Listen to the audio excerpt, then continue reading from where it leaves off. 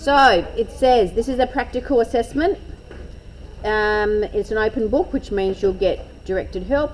You will need to make sure, no cover sheet. If there's no cover sheet, what are we going to write, people? Up the top here, declaration, this is my own work, sign and date. That's your cover sheet. So, alrighty. So up the top somewhere, declaration, this is my own work, sign and date. Please make sure you have full name and your student ID number, my full name and the date.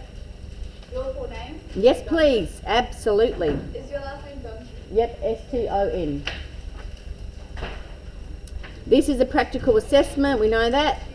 You will create a princess line. You'll create a princess line dress pattern and twirl it up. This pattern will be completed to final stage with all the required paperwork. You'll sew it to fit a size 10 tinner dummy. All alterations will be documented because you're going to fit it and make any adjustments that need to be made. You need to fill out the specification sheets, and then also in this paperwork document you'll also find that it also has written that you will still need to select the appropriate fabrics, okay, which we'll complete later on when we do this paperwork. Make sure you adhere to all the WHS requirements while you're here. Turn the page to page 2, please, for me. We're going to identify the components of this sketch. This is the sketch of the princess line dress that we're going to be creating. It's listed all the components here. Invisible zip, style or design lines, flared hemline, all-in-one facing, centre back seam, side seam, front round neckline. Another word for a front round neckline is a scoop neckline. So you might find a scoop neckline. And when I open out this garment on the rack, on the dummy to show you, you'll see that's our all-in-one facing, guys, on the inside. All-in-one facing, and it's called an all-in-one facing because not only has it, like we've just done for our sweetheart neckline where we've just done a neckline facing, this also bags out our armhole. So it's called an all-in-one because it bags out our neckline as well as our armhole all in one. Okay, so that's why it's called an all-in-one facing. Can you please, next to the arrows, write down what the components are? So on your paperwork, find an arrow right next to it, and it should, don't make it up, you literally just need to read what it says on the list and write on the arrow exactly what it says on the list. You don't even need to make it up or guess, it's there. So design lines and style lines. The design lines and style lines on our princess line dress are actually our princess lines. Those design lines there, or style lines, are actually our princess line. Where did the name come from? Do you know? No, I'm going to have to ask a very smart person. Google it. I don't know. Or ask my book. Yeah, ask your book. Yeah, sorry, I don't know. Okay, how are we going? Done? Sorry?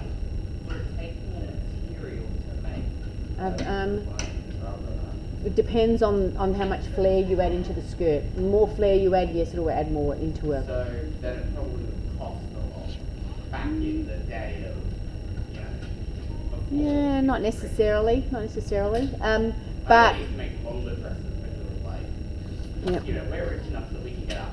One of our dresses is dirty. Yeah. Okay, turn the page onto page 3, and then we have some job description working instructions written there. So it has a list. So not only does it tell us the components on the previous page, what it's going to have an invisible zip, it's going to have design lines or princess lines, it's going to have a flared hem, all-in-one facing, a centre back zip or centre back seam, a side seam, and a round or a scooped neckline. It's also going to be composed of centre front dress length from natural waist 45 centimetres. Everyone see where I'm looking? So centre front length from natural waist 45 centimetres. Hem is flared to achieve a hem circumference of 169 centimetres. So we're going to have to do some maths to work out some stuff here. Our shoulder width, our finished shoulder width, is going to be 6 centimetres. Our front neckline dropped down 12.5 centimetres, and our back neckline dropped down 9 centimetres. And that's from our block. So when we look at our block and we look at our front neckline on our block, we're going to drop down 12 centimetres, and from our back block on our back, we're going on our back neckline, that's our back neckline, we're going to drop down 9, okay, to make that scoop neckline. Our armhole is going to drop by 1 centimetre, so we're going to drop our armhole by 1 centimetre. What do we know about this block? It's got a very snug armhole. It sits up really close to our armpits. We're going to remove any ease from under the arm. We are going to put an invisible zip in that finishes. It's going to actually stitch the whole way through, but it's going to finish from 18 centimetres from our waist down. That's where it's going to finish. Okay? It's going to start at our neck, centre back neck, and finish at 18 centimetres down. All in one facing, front and back. 1 second. All in one facing, front and back. Shoulder dart is going to be manipulated into the front princess line seam. So our shoulder dart, we're going to fold out into our princess seam. It's going to have a double roll hem. How wide is our double roll hem going to be? 1 centimetre, thank you. And we're going to make sure that we square block our centre back seam at the hem and the centre front neck. What does square blocking mean? 90-degree angle. So we want to make sure on our neck at the front here, we have a 90-degree angle coming into our centre front fold so that it's a smooth flow through. If we don't have a 90-degree angle, it will become a V or an M. Okay, you had a question, Danny? Yeah, removing ease from the underarm, is that possible on this dress because it doesn't have an upper sleeve? Say that again. So, said here that we're removing the ease from the underarm. Well, we're not going to though, but that's okay. I'll talk to that when we get to it. But yeah, keep talking though. I was just asking, is that made possible by the fact that it doesn't actually have a sleeve? Oh no. The reason why you remove ease is because when you lower or drop or make something bigger, it tends to gape more. Oh. Okay, which is what we're going to also remove some of the ease from our neckline. In our neckline, because our block is quite close and high, and as soon as we start lowering it and dropping it, it tends to move away from the body and be a bit flappy. So we remove ease from our neckline and our armhole to make sure. But you need to know your block. I'll talk through that in a minute because we're not going to do exactly like it says in our learner guide, because our block we know is very snug. So if we do that in our block, it'll be too tight. The zip won't go up. Yeah. No, it definitely is. Okay, so they're our job requirements. So we're going to follow them. You'll notice on the next pages, pattern making checklists. So once we've done our master pattern, it's our master one, we'll fill out that checklist. Once we've done our final pattern, we'll fill out that checklist. Lots of checklists there. And then we will cut and sew. A lot of the cut and sew is observable. And then we'll flip over and then we'll fit it and make any adjustments. And then we'll flip over to the back page 9. Page 9 for me. Okay, page 9 says, attach fabric swatches here. Examples, doesn't tell you what for though. Where's the just submit your master pattern?